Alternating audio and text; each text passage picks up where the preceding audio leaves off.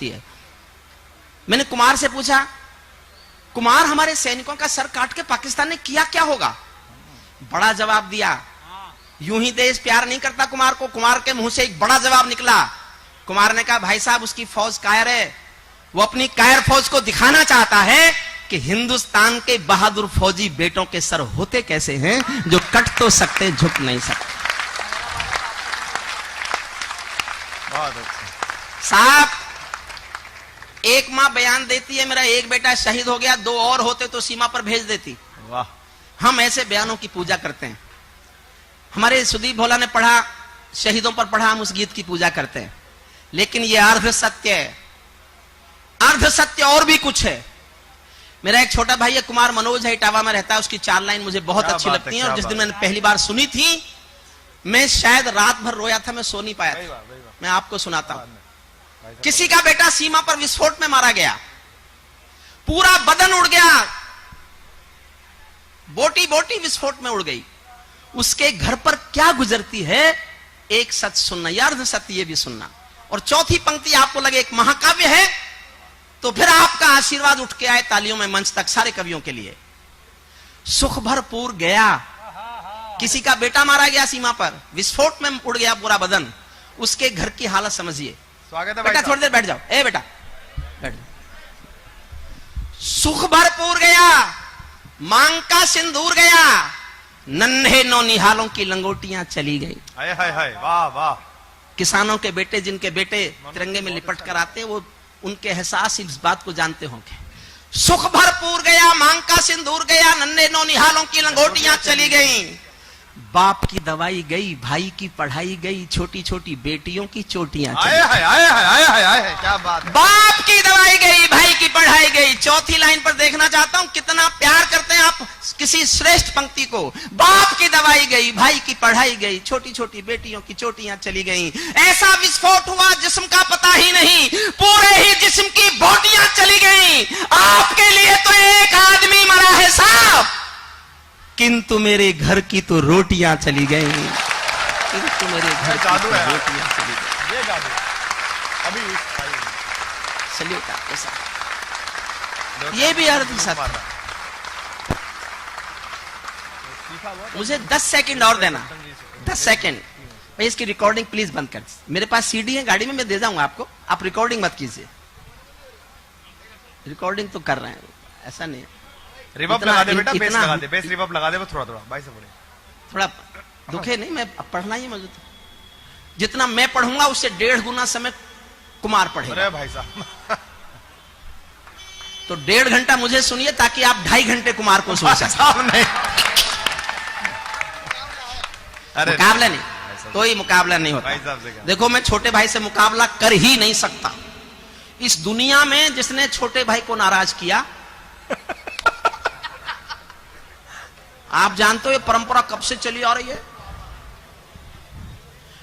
बाली ने अपने छोटे भाई सुग्रीव को नाराज किया था।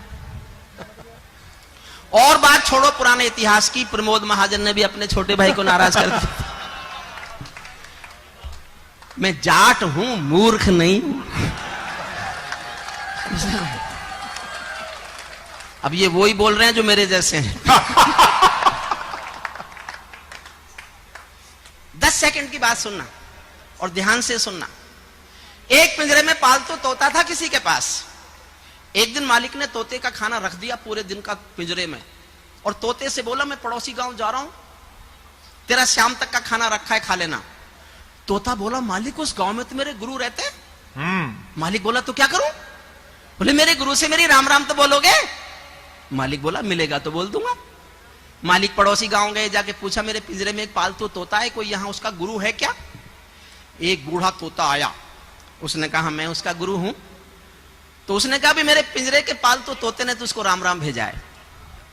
बूढ़े तोते ने इतना सुना और मर गया। मालिक लौट के आया, पिंजरे के तोते ने पूछा मेरे गुरु मिले क्या? मालिक बोला काय का तेरा गुरु यार, मैंने तेरी राम राम दी, वो तो सुनते ही मर गया। इतना सुनते ही पिंजरे का तोता भी मर गया। समझना साहब, पिंजरे का तोता भी मर गया। जब मालिक ने पिंजरे के दरवाजे खोले तो तोते की आत्मा कहती चली गई कि मालिक तुम समझे नहीं, मेरे गुरु ने मेरे लिए संदेश भेजा है कि जिसको आजाद होना है उसको मरना आना चाहिए। वाह वाह वाह वाह वाह, क्या बात है भाई साहब। ये कहानी मैंने केवल इसलिए सुनाई, गुस्से में सुनाई। भारत आजाद हुआ लेकिन कभी मरने को तैयार नहीं हुआ, इसलिए रोज मरता है, खंडों में मरता है, कभी बंबई में मरता है, कभी संसद में मरता है, कभी पठानकोट में मरता है, और कश्मीर में रोज मरता है। मैं अपनी सबसे नई कविता आपको सुनाता हूं कश्मीर पर, मन से सुनिएगा।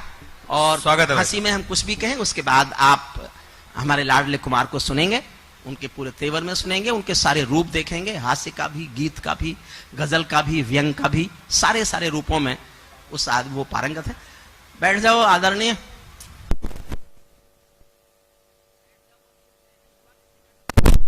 क्या अखिलेश बांटेंगे? बहुत अच्छे, बहुत अच्छे, बहुत बढ़िया भाई साहब, क्या बात है। Thank you, God bless. ये पाकिस्तानी का संवेदनशीलता मरी है साहब देश की। और मैं जैन समाज के सामने इसलिए सर झुकाता हूं, अग्रवाल समाज के सामने सर झुकाता हूं। संवेदनशीलता बचाए रखने के प्रयास इनकी संस्कृतियों ने किए।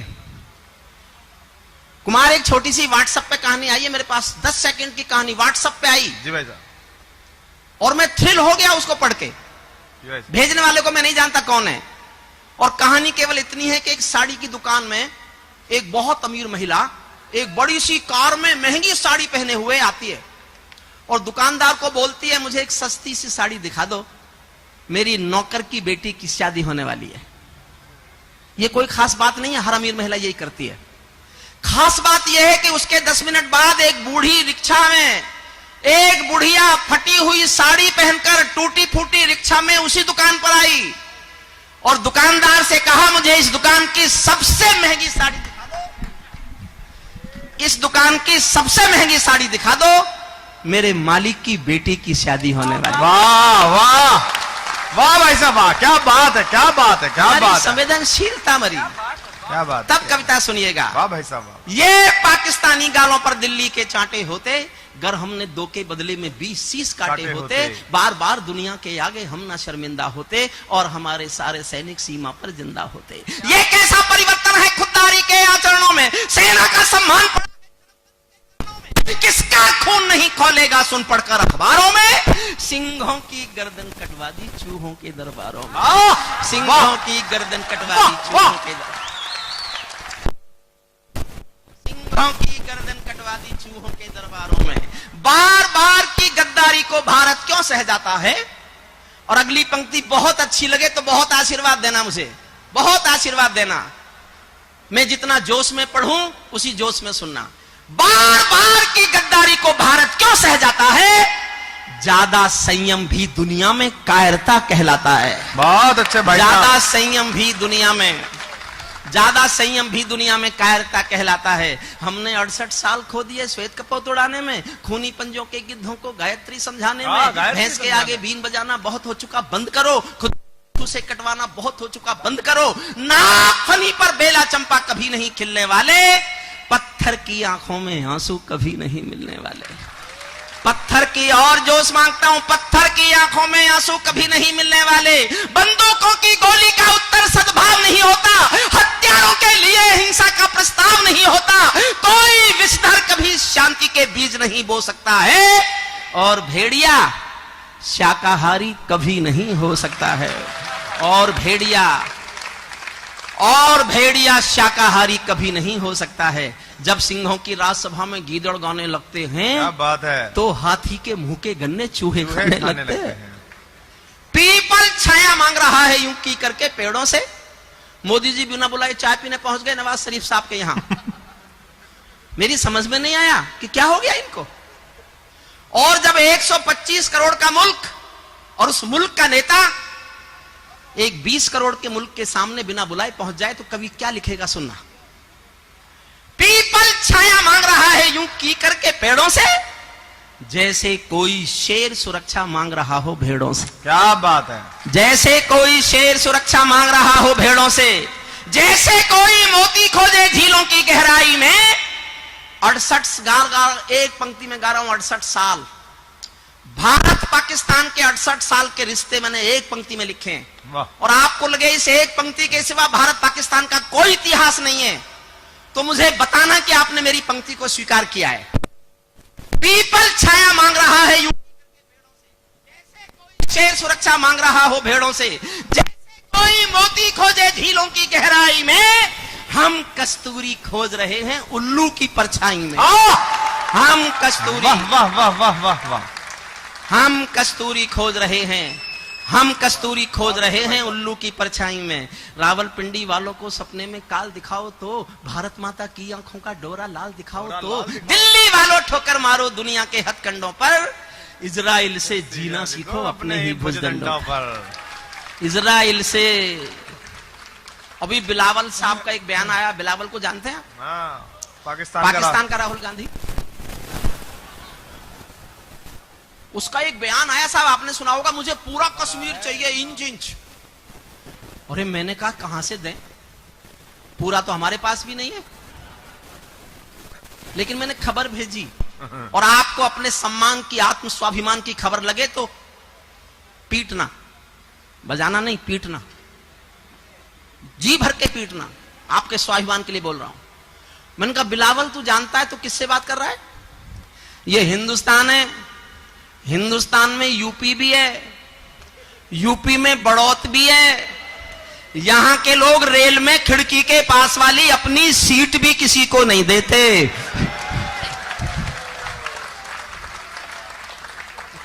तू कश्मीर मांग रहा है, अजीब बात है। रावलपिंडी वालों को सपने में काल दिखाओ तो, भारत माता की आंखों के डोरे लाल दिखाओ तो, दिल्ली वालों ठोकर मारो दुनिया के हथकंडों पर, इजराइल से जीना सीखो अपने ही भुजदंडों पर। भारत माता का बंटवारा है जिनकी अभिलाषा में, वे समझेंगे अर्जुन के गांडीव धर्म की भाषा में। मैंने 39 साल कानून पढ़ाया साहब, मैं 39 साल ये भाषा नहीं बोला जो आज बोलने जा रहा हूं। कुमार, ये भाषा मेरी आपने भी नहीं सुनी, मंच के शायद सुदीप भोला के अलावा किसी ने भाषा नहीं सुनी। भाई साहब, और अगर बड़ौत की मेरी उस जनता ने जिसके प्यार से मैं कवि बना, अगर मेरा साथ दिया, हौसला दिया, हिम्मत दी, तो मैं ये भाषा हिंदुस्तान के प्रधानमंत्री के सामने सीना तान के गाना चाहता हूं, बोलना चाहता हूं, चीखना चाहता हूं, चिल्लाना चाहता हूं, 4 लाइन सुनना। आपको लगे कि ये कहने का वक्त आ गया है तो मुझे बहुत ताकत से समर्थन करना, मैं हिंदुस्तान के प्रधान के सामने सीना तान के ये भाषा बोलना चाहता हूं, गाना चाहता हूं।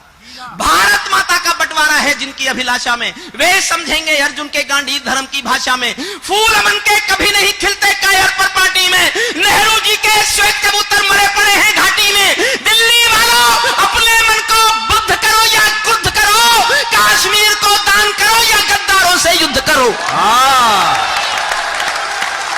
जिंदाबाद। खेल कर रखे, अरे दोनों ही डाल दे। वाह भाई साहब, वाह भाई साहब, वाह भाई साहब, वाह भाई साहब, वाह भाई साहब, वाह भाई साहब, जादू है भाई साहब। सैल्यूट करता हूं आपको, सर झुका के अभिवादन करता हूं आपका। आपका ये प्यार मेरी ताकत बनेगी, और मैं दावा करता हूं, मैं वादा करता हूं कि मैं हिंदुस्तान के किसी सिंहासन से कभी कोई समझौता नहीं करूंगा। जो उचित लगेगा वो लिखने की हिम्मत करता रहूंगा, हमेशा हिम्मत करता रहूंगा। भारत माता का बंटवारा है जिनकी अभिलाषा में, वे समझेंगे अर्जुन के गांडीव धर्म की भाषा में। फूल अमन के कभी नहीं खिलते कायर पर पार्टी में, नेहरू जी के श्वेत कबूतर मरे पड़े हैं घाटी में। दिल्ली वालों अपने मन को बुद्ध करो या क्रुद्ध करो, कश्मीर को दान करो या गद्दारों से युद्ध करो।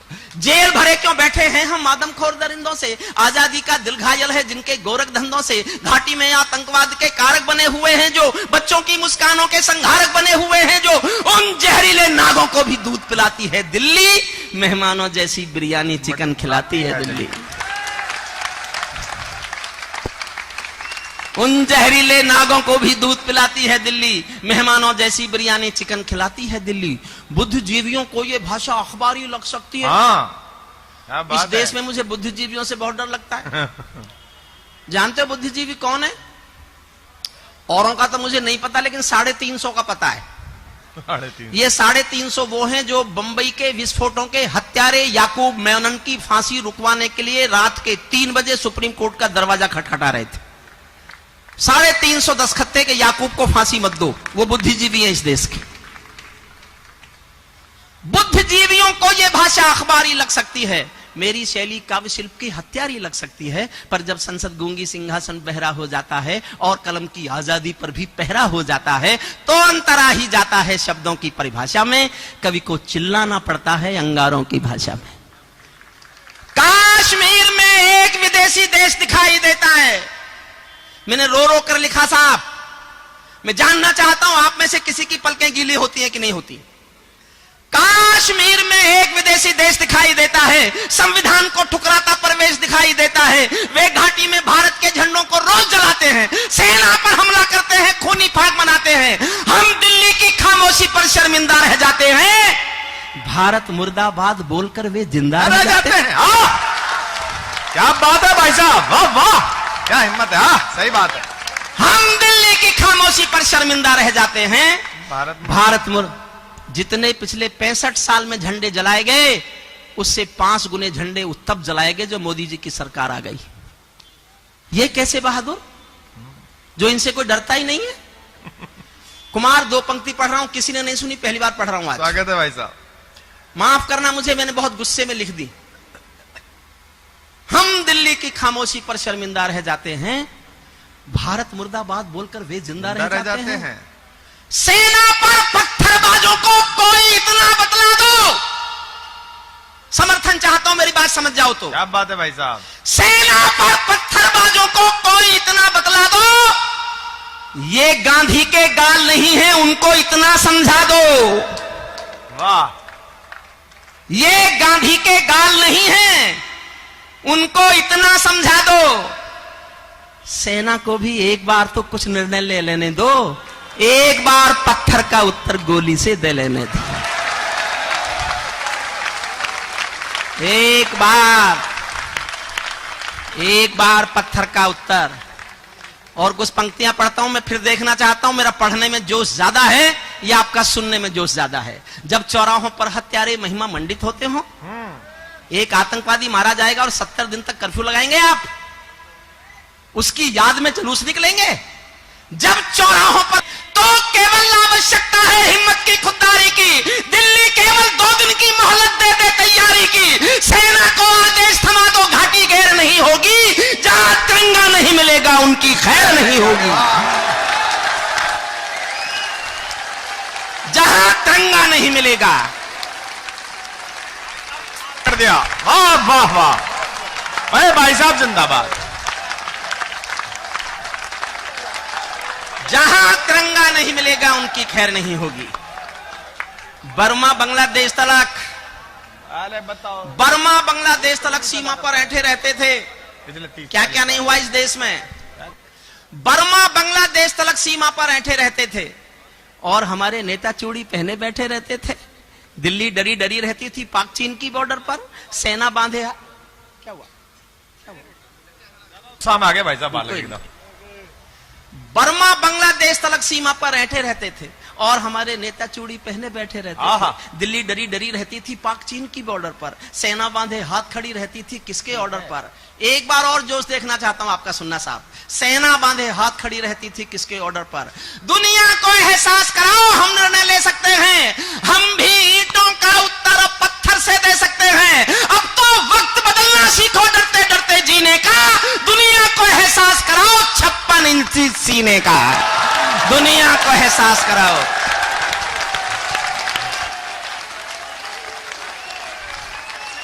दुनिया को एहसास कराओ 56 इंची सीने का। सैनिक अपने प्राण गंवाकर देश बड़ा कर जाता है।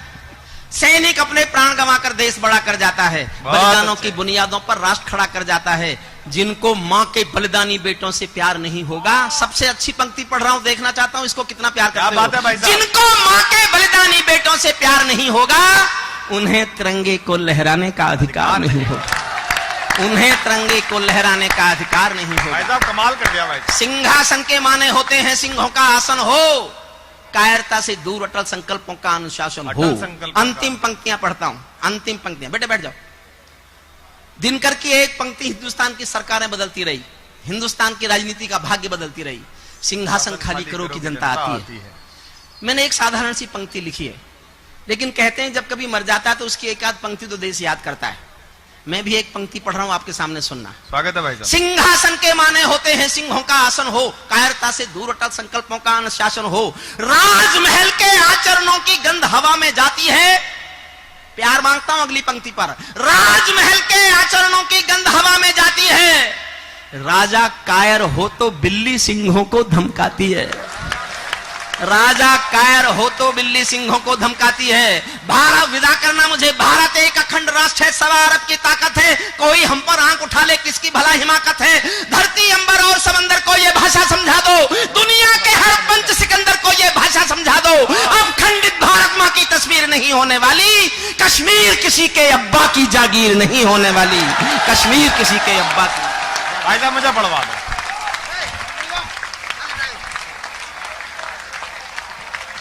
बैठ जाओ बैठ जाओ बैठो। देखिए, हाँ क्या बात है भाई। अब आप उन क्षणों के लिए तैयार हो जाइए जिन क्षणों को कवि सम्मेलन का परम सुख कहा जाता है, परमानंद कहा जाता है, जहां कविता भी हो, छंद भी हो, व्याकरण भी हो, गुण भी हो और आनंद भी हो। कवि सम्मेलन की लोकप्रियता बनाने में, कवि सम्मेलन को लोकप्रिय बनाने में, गीत को मरती हुई गीत की सांसों के अंदर प्राण फूंकने की कोशिश इस व्यक्ति ने की। वो व्यक्ति आपका लाडला मेरा छोटा भाई डॉक्टर कुमार विश्वास है जी। अब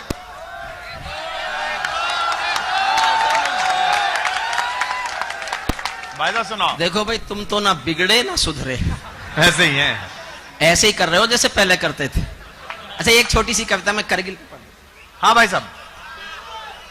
देखिए, मैं एक याद होगा, मैं एक बार यहां सबसे पहले प्रदुमन जैन ने यहां बुलाया था। सबसे पहली बार जब मैं आया था, प्रदुमन संयोजक होते थे, फिर अतुल जैन बुलाने लगे, अब संजय जैन और सोनू जैन बुलाते। दिनेश क्या हुआ? आ रहा है अभी। मैं एक अपने जीवन की सबसे अच्छी कविता सुनाता हूं। और एक बार एक कवि सम्मेलन इसलिए नहीं हुआ था, सारे कवि आ चुके थे। उसी दिन यहां के पड़ोस के किसी गांव के किसी बेटे का पार्थिव शरीर तिरंगे में लिपटकर करगिल से आया था, और हम सब वापस आंखों में आंसू भर के चले गए थे। आपके समाज ने कार्यक्रम नहीं किया था, वो हमें साल याद है। मैं करगिल के शहीदों की याद में एक केवल 4 मिनट की कविता सुनाता हूं। मेरे पास कविता के नाम पर वो सबसे अच्छी कविता है। भाई साहब सब बैठे, सब बैठे जी।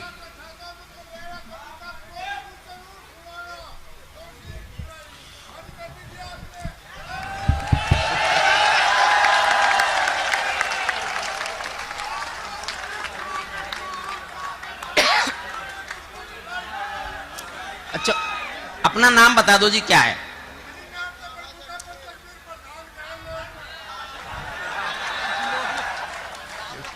मेरे जैसे ही हो ना? क्या बात है भाई। नाम तो प्रभु का, पर लोग जगदीश प्रधान कहें। क्या बात है, क्या बात। देखिए, कुमार मूलतः गीत का स्वर है, और जब प्रारंभ में हम कुमार में यहां हम लेके आए थे, आमंत्रित किया था, तो तब वो शुद्ध गीत पढ़ते थे। लेकिन गीत की वीरानियां, गीत का रेगिस्तान होता हुआ क्षेत्र देखकर उन्होंने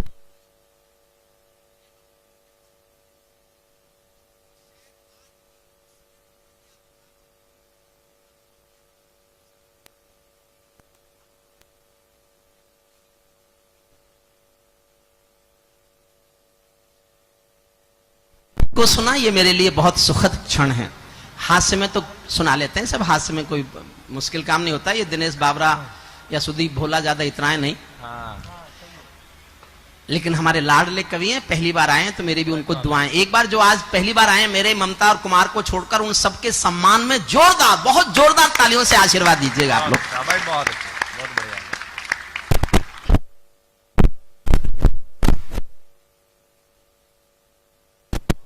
शहीद हुए, मेरठ का कैप्टन मनोज तलवार भी शहीद हुए थे। उनका पार्थिव शरीर जिस दिन मेरठ आया था, मैं उनकी शव यात्रा में शामिल हुआ। बहुत पीछे, मीलों लंबी शव यात्रा थी, बहुत पीछे था। वहां मैंने एक छोटी सी कविता लिखी, वो आप सुन लीजिए। स्वागत है भाई साहब। उस कविता से पहले 4 लाइन आपको वो सुनाता हूं जो मेरी नहीं है। डॉक्टर धुरेंद्र भदौरिया जी हमारे एक बड़े कवि हैं शिकोहाबाद के। मैंने ये 4 लाइन अपनी कविता लिखने के बाद सुनी। अगर मैंने पहले सुन ली होती तो अपनी कविता लिखता नहीं, क्योंकि मेरी पूरी कविता से 4 लाइन ज्यादा अच्छी है। मैं इन 4 लाइन के सम्मान में अपनी कविता सुनाऊंगा। केवल 5 मिनट की, 4.5 मिनट की कविता है। इसको सुन लीजिए और फिर मानसिक रूप से तैयार होइए। हम उस आज के कवि सम्मेलन के युग का शिखर पुरुष कुमार विश्वास है, हरिओम पवार नहीं है। इसलिए मुझे इसमें कोई मेरा अहम नहीं टूटता, मेरे अहम को कोई चोट नहीं लगती। अगर मेरा छोटा भाई मुझसे अधिक लोकप्रिय हो जाए और मुझसे अधिक जनता के दिलों पर राज करने लगे तो मुझे चोट क्यों लगनी चाहिए? क्यों लगनी चाहिए? मुझे खुशी होती है, मुझे खुशी है, मैं खुश होता हूं। बस मैं आज ये कहने आया हूं बड़ौत कि कुमार विश्वास को भी ये विश्वास हो कि उनका बड़ा भाई अपने छोटे भाइयों को बहुत प्यार करता है। उसके मन में घृणा किसी के प्रति जरा भी जेलस तो जीवन में ना कभी थी और ना कभी हो सकती है। मैं इसीलिए हरिओम पवार हूं। 4 लाइन सुनाता हूं। किसी का पार्थिव शरीर आया सैनिक का। हेमराज की चर्चा की। हेमराज की मां का हमने गाजियाबाद में सम्मान किया था। आप आश्चर्य करेंगे, हेमराज की मां ने अपने सम्मान समारोह में अपना घूंघट नहीं उठाया। मैंने हाथ जोड़े 5 मिनट तक कि माता जी हम आपके साथ फोटो खिंचाना चाहते हैं, आप थोड़ा सा घूंघट पीछे कर दीजिए ताकि आपका चेहरा दिख जाए। जो हमने धीरे से उन्होंने अनुमति दी, हमने चेहरा घूंघट हटाया तो उनकी आंखों में एकदम आंसू भरे हुए थे, वो फूट पड़े। किसी के बेटे का पार्थिव शरीर आए और सर नहीं आए, उस घर पर क्या गुजरती होगी। ऐसे ही हालात पर 4 पंक्ति लिखी है धुरेंद्र भदौरिया ने। किसी का पार्थिव शरीर आया, अंतिम दर्शन को कपड़ा हटाया तो देखा धड़ पड़ा है, सर नहीं है। सब रोए घर वाले, कहां कटा होगा, कैसे कटा होगा, कहां रह गया होगा, किस हाल में होगा। उस शहीद की बहन कल्पना करती है मेरे भाई का सर कहां होगा। उसकी बहन की कल्पना यह कि उसका भाई भुलक्कड़ था, हर चीज भूल जाता था। तो क्या कल्पना की है 4 लाइन में सुनना। और चौथी पंक्ति आपके दिल में जाके ठक ठक करने लगे तो आपके हाथों की तालियां मंच तक आनी चाहिए। क्या बात है। दादी का दुलार भूला, बहन कल्पना करती है कहां मेरे भाई का सर। सुनिए, दादी का दुलार भूला, बाबुल का प्यार भूला, मोतियों की माला मेरी आज तक ना लाया है। होली वाले रंग भूला, दीपों की उमंग भूला, राखी का त्योहार बार बार बिसराया है।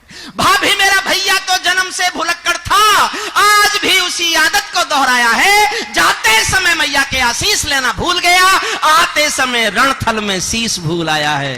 आते समय रणथल में।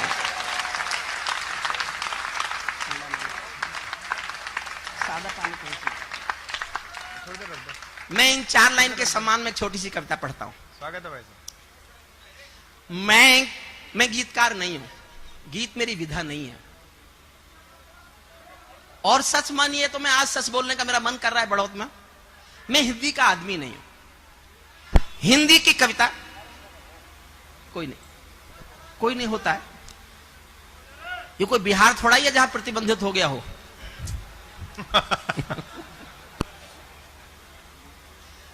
हाँ भाई। बिहार में तो हमें ये दृश्य देखने को नहीं मिलते आजकल।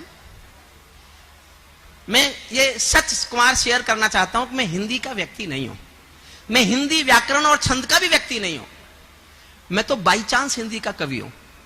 मैंने अंग्रेजी भाषा से LLM पास किया, LLD की कानून में।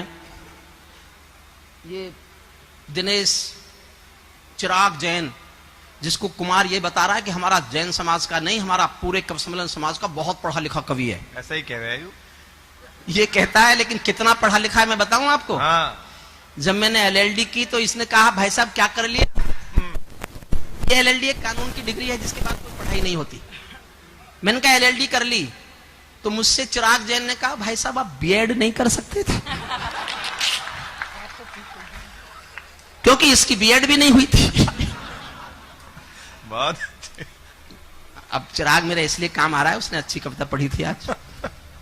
तो मैं तो बाई चांस हिंदी का कवि हो गया। जेपी के आंदोलन में हिस्सा ले रहा था, फिर मीसा में वांटेड हो गया, पुलिस पकड़ना चाहती थी, मैं छिपता रहता था। उसके बाद प्रोफेसर बन गया, राजनीति करनी नहीं थी, बड़े हिंदी के कवियों को सुनता था और फिर पता चला पैसे मिलते हैं। पर्ची भुन गई। पर्ची भुनती नहीं थी। अच्छा तो मैं तो देखिए सच मानिए, मैं देखिए अपने दिल की बात अपने घर में कह सकता हूं। शुरू शुरू में जब मैं मुजफ्फरनगर गया तो वहां एक कवि थे बड़े धर्मवीर सबरस। उनसे किसी ने पूछा ये लड़का है क्या? तब तो मैं लड़का ही था, 25-24 साल का हो गया था प्रोफेसर। तो उन्होंने कहा ये तो कबूतर है। कबूतर? सत्य घटना है कुमार, बिल्कुल वो कहा करते थे कि ये कबूतर है, अभी जंगली है, किसी दिन पालतू हो जाएगा। मैं बस बड़ौत में अपने घर में यह कहना चाहता हूं, मेरी 40 साल की कवि सम्मेलन की यात्रा मेरे कबूतर को जंगली बनाए रखने की यात्रा है, उसको पालतू नहीं होने दिया। मैंने केवल एक एहसास किया इस देश में। बहुत अच्छे भाई साहब, बहुत अच्छे। एक छोटा सा गीत सुनिए और उसके बाद मुझे भूमिका नहीं देनी है लंबी चौड़ी। कुमार के बारे में कुछ बोलूंगा तो इतने दिनों में कुमार आपके दिलों में इतना समा गया है कि आपको लगेगा कि जितना मुझे कुमार के बारे में बोलना चाहिए वो सब छोटा रह जाएगा। जिस व्यक्ति का परिचय शब्दों में छोटा हो जाए, जिस व्यक्ति का परिचय शब्दों से बड़ा हो, उसका परिचय देने किसी को आवश्यकता नहीं है। वो आपके दिलों पर राज करने वाला कवि है। मेरे बाद में वो आएंगे, मैं उनको बुलाऊंगा। इस कविता को आप सुन लीजिए, करगिल के शहीदों के नाम। मैं केशव का 5 जन्म भी गहन मौन में खोया हूं, मैं केशव का 5 जन्म भी गहन मौन में खोया हूं, उन बेटों की याद कहानी। इसमें कोई नहीं उठेगा, केवल 4 मिनट की कविता। मैं फिर कह रहा हूं, ये मेरा गीत मुझे नहीं आता, लेकिन कहीं सुनते हैं कि भीतर एक बहुत छोटा सा गीत हर किसी के होता है। वो बहुत भीतर जो मेरे एक छोटा सा गीतकार है, उसने स्फुटन कर लिया है, बस उसके अंकुर फूटा है। उसका गीत सुन लीजिए।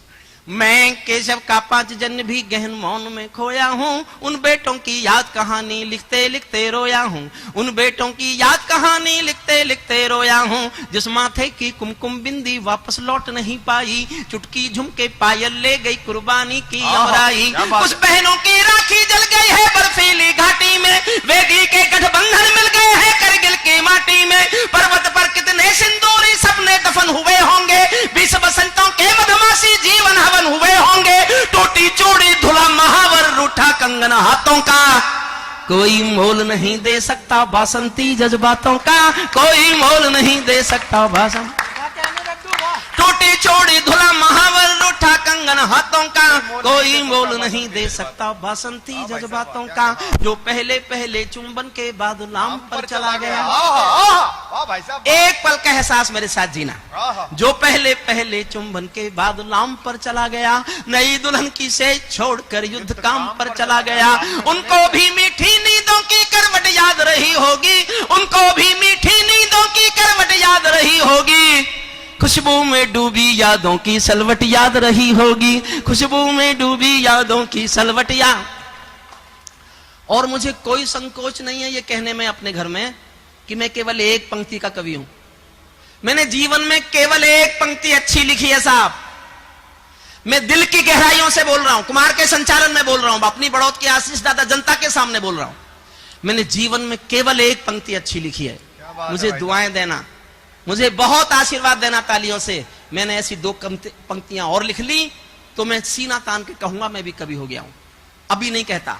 एक पंक्ति जीवन की सबसे अच्छी बड़ौत के उस कवि सम्मेलन में पढ़ के जा रहा हूं, जो मेरे लिए तीर्थ करने के समान है। सुनिएगा। उनको भी मीठी नींदों की करवट याद रही होगी, खुशबू में डूबी यादों की सलवट याद रही होगी, उन आंखों की 2 बूंदों से सातों सागर हारे हैं, उन आंखों की 2 बूंदों से सातों सागर हारे हैं, जब मेहंदी वाले हाथों ने मंगलसूत्र उतारे हैं, जब मेहंदी वाले हाथों।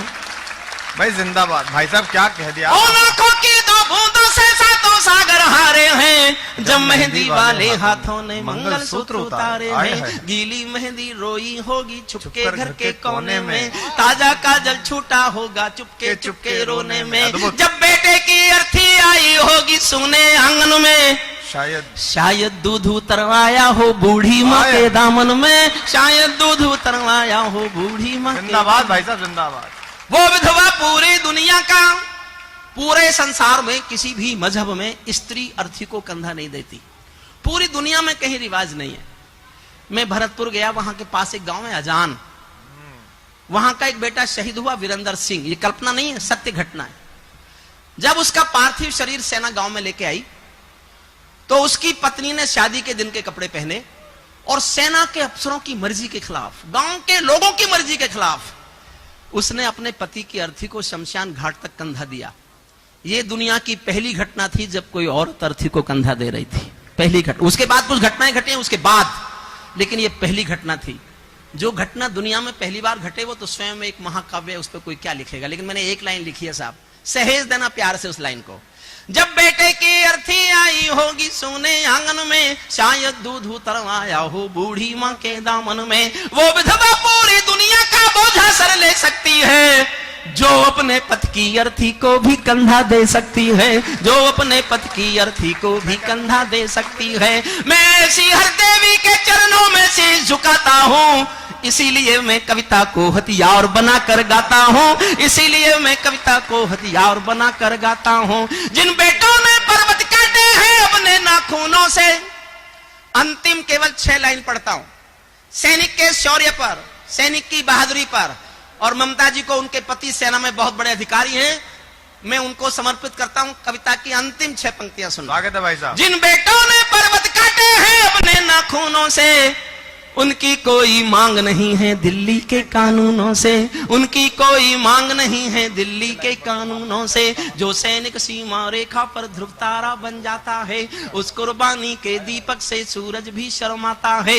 गरम दहानों पर तोपों के जो सीने अड़ जाते हैं, उनकी गाथा लिखने को अंबर छोटे पड़ जाते हैं। उनके लिए हिमालय कंधा देने को झुक जाता है, कुछ पल को सागर की लहरों का गर्जन रुक जाता है। उस सैनिक के शव का दर्शन तीर्थ जैसा होता है, चित्र शहीदों का मंदिर की मूरत जैसा होता है, चित्र शहीदों का और जोरदार तालियों के साथ बुलाइए अपने लाडले